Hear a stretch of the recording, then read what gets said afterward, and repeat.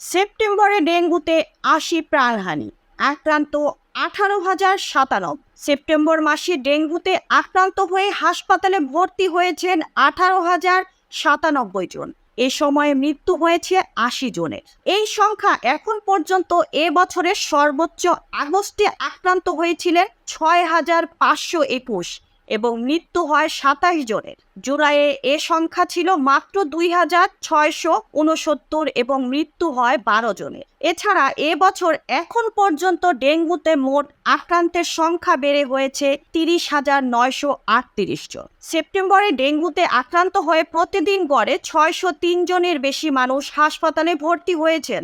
এ সময় দৈনিক মৃত্যুর হার ২.৬৬%।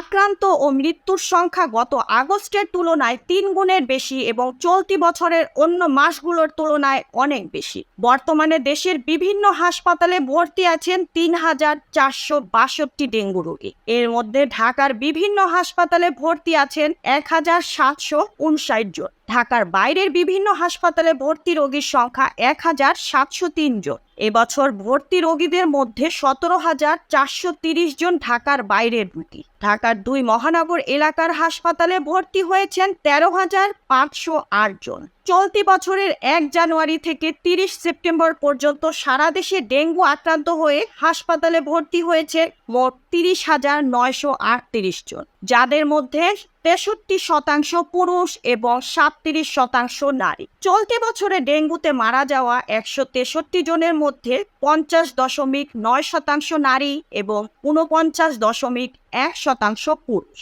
বাংলাদেশে ২০২৩ সালে সবচেয়ে বেশি ৩,২১,১৭৯ ডেঙ্গু রোগী হাসপাতালে ভর্তি হয়েছিলেন। এছাড়া ২০১৯ সালে ১,০১,৩৫৪ জন, ২০২২ সালে ৬২,৩৮২ জন এবং ২০২১ সালে ২৮,৪২৯ জন রোগী হাসপাতালে ভর্তি হয় ডেঙ্গু রোগ নিয়ে। Mukta Parvez, desk report, BE news, Dhaka.